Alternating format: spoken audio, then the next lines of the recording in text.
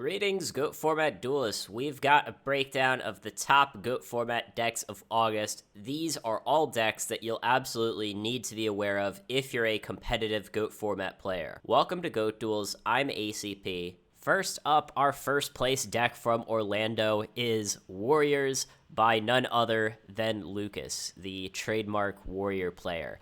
Now, this deck and this player I think are kind of the elephant in the room for GOAT Format. Both the Warrior deck and Lucas as a player, they've just been on a tear. Pretty much everyone at this point, I think, acknowledges that Lucas has had the best results for this year, if not the last 3 years or so. And this deck, certainly at Orlando, all the players I talked to said, Warriors was really the deck to beat. That was the deck that everyone was preparing for. And yet, Warriors still won the tournament anyway. In large part due to, of course, Lucas's tremendous skill as a GOAT format player. Now, there's not a lot to talk about here as the deck list is pretty standard, but some choices I want to highlight are the main deck Spirit Reaper and Magician of Faith. Some players have been doing this lately. Other options are the second Mystic Swordsman in the main deck. Here we've got it in the side deck. Or just main decking 2 Spies. Now, we did see in a later tournament Lucas trying the 2 Spies in the main deck instead, but it's yet to be seen if that will be a trend that continues or not. Also, I want to call out the trap lineup. We've seen some disagreement among Warrior players with regards to Sakuretsu armor. You see some people playing 1, some people playing 2, some people playing 3. Lucas just decided to go the middle route, play 2. I think that's a pretty safe bet. If you're not sure on how good you think Sakuretsu is going to be, just play 2. It's pretty safe. But we've got a trap count here of 14. That is a little on the higher side, and if you're worried about Royal Decree, maybe you slim that down a bit. You can cut something like a Dust Shoot, you can cut Dust Tornado, you can cut Saku. That is sort of up to you. But in this tournament, we didn't really see a lot of decrees, so clearly the choice paid off for Lucas. All of the choices paid off for Lucas. Some side deck choices that I want to highlight are the 1 Tsukiyomi. Now that is a great card against GOAT control. Often the GOAT control will be bringing in decrees against you post-side, or they might even be main decking them, and all of a sudden your Tsukiyomi is just sort of killing their Thousand Eyes or Strix for free. If you've kept in the Magician of Faith, which you probably would against GOAT control, then you can Tsukiyomi that as well. So that's kind of a nice idea. Like I said, loving the second Mystic Swordsman in the side. I think against decks like Chaos, you do want that. You want that with the mind controls to make sure you have ways to deal with Chaos's face-down monsters. Stuff at the side like Spy and Mobius, Brain Control, all pretty standard side deck choices. The third Saku, also a pretty standard side deck choice. Like the Book of Moon in the side as well. I think you could even maybe go 2 of these, just because, again, against GOAT control, you want ways to deal with their Thousand Eyes Restrict, but, Book of Moon as a quick play doesn't get negated by Royal Decree. So I think it's very useful in that matchup, as it's a very flexible card that isn't countered by Royal Decree. That being said, Warriors, great deck. We're definitely going to see more top finishes from Warriors in the future, and, of course, from Lucas as well. So congrats on the first place finish. Moving on, our second place deck from the same event is Earth Aggro by Mr. Shaggy Powers. Now, this player, I think, is really starting to make a case for himself as, hey, I'm the guy that's going to take Earth Aggro to the next level. And with this second place finish, with a pretty unusual, innovative deck, I think he definitely achieved that goal. One thing you're going to notice right off the bat is no Giant Rat's main or side, and Shaggy said that Giant Rat is a garbage card. Now, I actually don't think that Giant Rat is a garbage card. I just think that people have gotten a lot better at playing against recruiters in general. And the problem with playing a recruiter in an aggro deck is you're going to be mostly putting those monsters in attack mode. So you're kind of giving your opponent perfect information, and if you can search something good with Giant Rat, they just won't attack it. And then if maybe they have something that can punish the Giant Rat, like Azura Priest, then maybe they just attack with that instead. So you kind of give your opponent a lot of control over how the game plays out when you summon recruiters in an aggro deck. So I think that was a great call. And making that call really shows that Shaggy understands the fundamentals of GOAT format. Another choice that I think is this main deck Gravekeeper Spy. Another very smart choice, because the new school theory now is, hey, I can set my spy, get it hit by a crossout, and then my opponent has to take out all of the spies out of their deck, which then allows my beaters like DD Assailant to get through. So great idea. Another idea that I talked about, 3 King Tigers in the side deck. Love that. Great against goat control. It's an earth monster. That's exactly what you want to be doing. Of course, the main star of the deck is Gigantes. Great effect, especially against a warrior deck, right? If they have a 2000 attack Blade Knight in play with a bunch of back rows, you special summon Gigantes, attack into the Blade Knight, they've got to do something, right? It puts the pressure on them, says, hey, if this attack goes through, I'm just gonna get a heavy storm off on you. And they just really can't afford to let you do that. So if they're only out to the Gigantes as Solemn, they're gonna have to use that Solemn. That's great for you. As an Earth player playing Gigantes, one of the main things that you want to watch out for is Kaiku, right? When Kaiku's in play, you can't special summon Gigantes, which can be a bit troublesome. But luckily, again, moving over to the side, we've got the return in the side deck. So if we expect a lot of Kaikus, all of a sudden we can use that against them. And I think potentially return is something you could main deck as well. Great with Dust Tornado, right? You can Dust Tornado their back row, set the return off of it. So great choices. Side deck Jujutsu Master, also a wonderful choice. Again, it's an earth monster. We like that. It's great against aggro. And this deck in general has got a lot of monsters that are great against aggro. DD Assailant, right? Trades well. Very sort of low risk monster. But, although ultimately Shaggy did lose in the finals to Lucas, I imagine this player was otherwise just beating up on warrior decks all day, because this really is the aggro deck that is built to beat aggro decks. Of course, good against other decks too. So overall, great deck list. I expect to see more solid performances from Shaggy soon, and personally, I am looking forward to see how Earth sort of solidifies its position in the metagame. There's still tons of exploration to be done here, so congrats to Shaggy. Next up, we've got another strong finish in an online tournament, 4th placed from Just Rocking, and that is with a Chaos Control deck. Now, I think lately, these Chaos Control decks have kind of fallen out of style. People kind of have the view of, oh, if I want to play a deck with Scapegoat Metamorphosis, I should just play Goat Control. If I want to play a deck with Chaos Sorcerer, I should just play sort of more of the Turbo style, as players call it.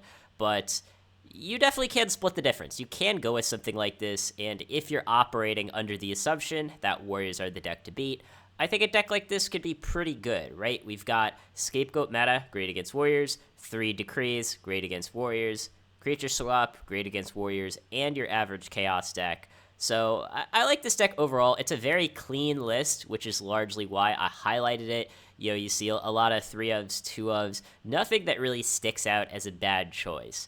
Now, I will say, something that I don't think I like is the fact that we've got 0 Book of Moons in the main deck or side deck. I think 0 is probably not the right number, just because, we've got plenty of flip effects to Book of Moon. Again, we like having Book of Moon when we have Decree up. If we have Decree up, we want to have some defense. Maybe we can block a Kaiku hit or a Donzlug hit. Yes, of course, we've got Scapegoat to do that too, but we won't always have Scapegoat. If our opponent is on Azura Priest, we can Book of Moon, something like that. But something that I want to highlight that I do like is the 1 DD Warrior Lady. I think this is a solid choice. Even in other Chaos decks, I'm surprised that we haven't seen just a little bit of DD Warrior Lady. It is a light, so if we discard it to something like Tribe, or we discard it to our Graceful, then it's a light in our grave for our Chaos Sorcerer. It's a monster that we can set and bait mind control. We don't want to get our Faith mind controlled. We don't want to get our Dekochi mind controlled. So we like to have some sort of bait for that. So I think DD Warrior Lady can fill that role well. Of course, it's just a solid monster all around, right? Like, DD Warrior Lady is never going to be terrible in any matchup. I will say the disadvantage of going this route where you've got the Scapegoat metas, Thunder Dragons, and Decrees is, it can be a little bricky. With Thunder Dragon, we don't have a ton of stuff to discard it to. Yes, we've got Tribe. Yes, we've got Graceful, but not a whole lot else. So, you could go with something like the Raigeki break in the main instead of the Decrees.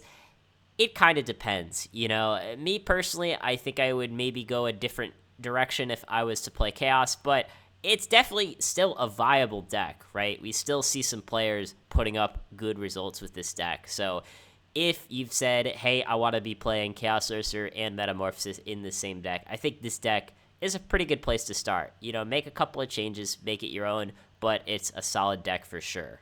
Now, if you want to play a more standard sort of Chaos Turbo type list, we've got that too. This one is second place from Miltos in Grand Prix Nuremberg. That was a live tournament. And I wanted to highlight this list just because, if you didn't know better, you might think that this was a deck list from 2020, not 2023. We see a lot of choices that are sort of a blast from the past, one being the 2 Mystic Tomatoes. And, of course, the Spirit Reaper to go alongside with it. Spirit Reaper, we've been seeing a lot in these Chaos lists. I think it's a solid card. Tomato, not as much. Now, we did talk about why recruiters are really not as good as they used to be. Players are a lot smarter about not attacking into them. But the pros of Mystic Tomato are twofold. One, great bait for mind control. There's a lot of mind controls running around right now, whether it's main or sides. That's something that we want to be prepared for. And again, if you think Warriors are the deck to beat, Tomato is great against that, because if they attack your Tomato or don't attack your Tomato, it's kind of a win-win. It's great at holding off aggression, so is Gravekeeper Spy, of course. We've got that too, but only 2 copies. You gotta make some sacrifices, though, if you want to include those Tomatoes. Here we have no Tsukiyomi, no Tribe Infecting Virus. I'm not sure if that's a good idea. Both of those are very strong cards. We could maybe add them back in if we were to cut the Night Assailants, but here I can see why Miltos included these 2 Night Assailants. We've got tons of discard. Card Destruction, another card that you don't see as much anymore, but it's still a card that you can play. It is very powerful against those aggro decks like Warriors, where you just want to discard your bricks and refresh your hand. So I think that, again, certainly fine if you're expecting a lot of Warriors. Also, 2 Book of Moon in the main deck. Again, another choice that we haven't really seen for a while. Now, I'm not sure if we need 2 Book of Moon. Maybe 1 is enough. Maybe you could just cut 1 for like a second Jargreed, or throw these Dust Shoots in the main deck, something like that. But Book, it's fine, right? It pairs kind of well with our Mystic Tomato in the sense that we can summon the Tomato, attack directly. If they Sakuretsu it, we can book our Tomato and save it. That's fine. I mean, Book of Moon, despite what people say, it's never like a terrible card. If you're not playing 2 Book of Moons, it's more so because you found something that's even better, not because Book of Moon is a bad card. The side deck is, we've got a mix of different options. We've got some different stuff against Reason Gate, like 1 Jowgen, 1 Threatening War. That's okay. 1 Jinzo, 1 Mobius, Brain Control to go along with it. That's fine. Nothing too much to point out here. Dust Shoot, though, I think right now, you don't really see a lot of Dust Shoots inside decks. It's either you're maining them or you're not playing them at all. And Dust Shoot is just such a powerful card that I would lean towards maining it. But it's tough because, again, if you think Warriors are the deck to beat, then I think a main deck like this could be pretty good, right? We don't have Dust Shoots in the main, which are mostly dead against Warriors. We've got the Tomatoes, the Reaper to help hold off aggression. So, yeah, I think this list is fine. I mean, it still goes to show that in a deck like this, you've still got different options to play around with depending on how you think the meta is going to turn out. Moving on to something a bit less mainstream, we've got a second place Chaos Return deck from Shogun Lopez in a WCQ.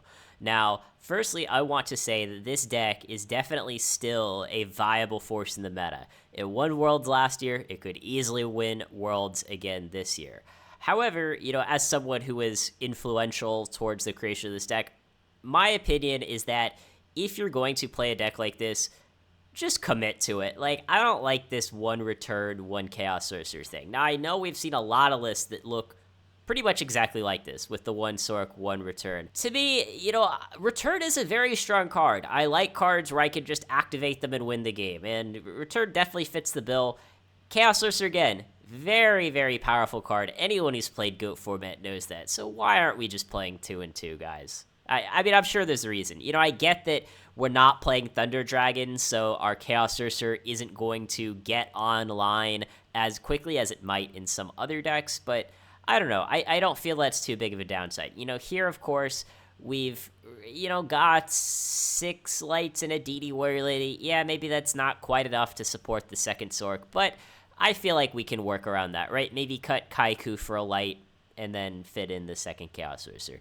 Just my opinion. I mean, at the end of the day, whatever works, works. Second place, obviously a great finish. Can't argue with results. But that being said, there's a lot to love here. A lot of stuff that I love.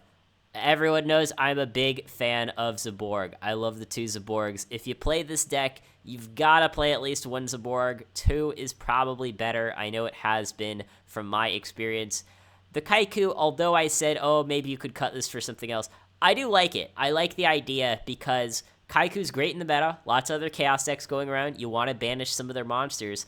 And if your opponent snatch steals your Kaiku and hits you with it, thinking, oh man, I'm going to really turn the tide here, well, then they're just fueling your return. So that's fine too. Spell's pretty standard. I do think this is a deck where I think you can get a lot of value out of Book of Moon. I feel like, 2 could be better. If you're not maining the second Book of Moon, I think siding it is a good option. Goat Control is making a little bit of a comeback, so I would want to have those books for that Goat Control matchup. We see here, though, I don't think Shogun was concerned with Goat Control. I think he was really concerned with the Warriors, because we see 3 Sakus in the main deck, 3 widespreads in the side. He was like, I just don't want to lose to Warriors today. That's understandable. Warriors, like I said, it's the deck to beat, so I think this deck is going to do well against Warriors. We've got great defense with the Spies, the Shining Angels, and then the Sakus and widespreads.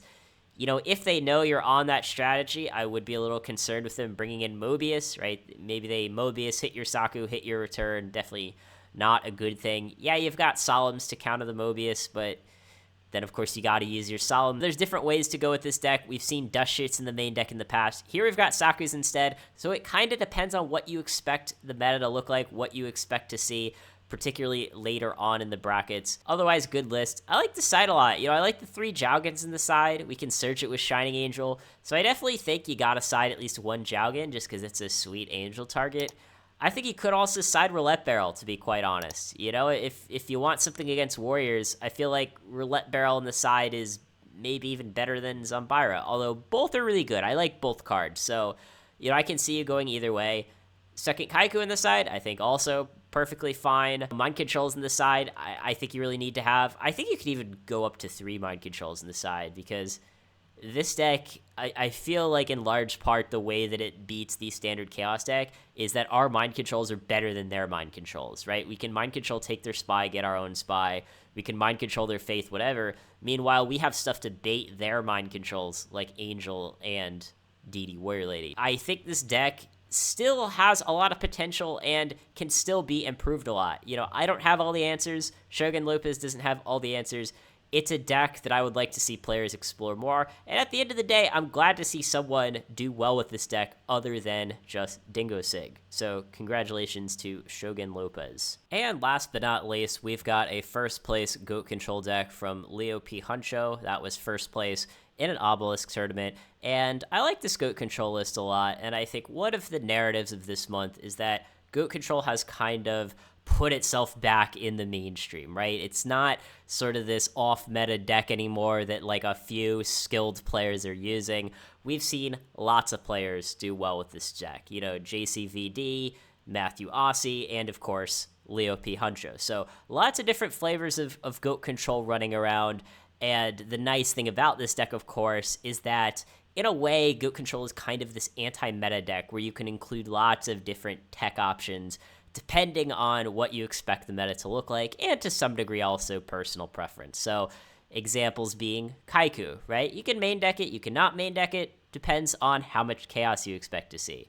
Azura Priest. Again, I think I like this more as a side deck choice, but if you expect a lot of mirrors, definitely a great main deck choice. Goes well with Creature Swap as well. Zaborg, I think that's probably the most popular tribute monster right now, but we've seen other options here. We've seen things like Jinzo, Dark Magician of Chaos. We've seen even Chaos Command Magician. Again, depends on what you expect to go against. Now, of course, we've got sort of the core of this deck is the Scapegoat, Metamorphosis, Creature Swap, Decree, and 2 Tsukiyomis. Same package as that Chaos Control deck that we looked at before. So we start to see some patterns picking up. Abyss Soldier, that's another card, you can take it or leave it. I like it here, to be honest. If you're playing, Mystic Tomato, we've seen some Goat Control lists maybe go, oh, I can Mystic Tomato for Sangan, for Sinister, discard to Abyss Soldier. We don't have that here. Totally fine, of course. But one of the things that I like about Abyss Soldier, of course, we've got some synergies. We can use it on a Premature Burial, of course. That is really the quintessential combo of Abyss Soldier. You pre the Abyss Soldier, bounce your Premature, get something else. Big swings for games sometimes off that. However, we can also bounce our swords. Swords, as we know, great card against aggro decks. It's been picking up in popularity, I'd say, over the last year, whether it be in the main deck or the side deck, but that's a potential combo as well. Helps, sort of keep the monsters back at bay while we have a Royal Decree in play. So I like that as well. And speaking of Royal Decree, we can even bounce back our Royal Decree to our hand with Abyss Soldier. Maybe we want to ring something for game, but oh no, we have this Royal Decree in play. Well, bounce it back. Now we can ring something for game. That's something you can do too. Again, no Book of Moon in the main deck. I mean, here I think it's okay. I don't know. Again, you can kind of go either way. Maybe go with one book in the main deck, maybe 2 books in the main deck. Here we have 1 book in the side. Some of the side deck choices that I like here are, Panda. That's become more of a popular card lately for these Goat-controlled mirrors. Something to just kind of push for damage in mirror matches. And Goat Control, in general, I think it's gotten a little more aggressive than it used to be. Yes, we've seen some lists like Matthew Odyssey's that was kind of this hyper-defensive Goat Control list. But with cards like Injection Fairy Lily and Azura Priest, we kind of have a lot of ways to force through damage. And I think against the Chaos decks, that could be kind of one of the harder matchups. And sometimes I feel like you kind of need ways to just cheese people in that matchup, right? So, maybe the Chaos deck, they're up, 1 or 2 cards on you, but you summon BLS, you summon Injection Fairy Lily, and now they're dead. So I like it in the Chaos matchup as a way to, if not swing the matchup in your favor, at least get it closer to 50-50, give you some more routes to win games in that particular matchup. Overall, cool list. I've been testing something a little bit similar to this, actually, so I like it a lot. Congrats to Leo P. Huncho on that first place. Let us know in the comments what you think about these winning decks, and let us know what decks do you think are the most slept on going into Worlds. We know from the past to expect the unexpected, so I'd be curious to see your predictions going into that event. Thanks for watching, and if you want to see another spicy Goat Control deck, then check out this video right here.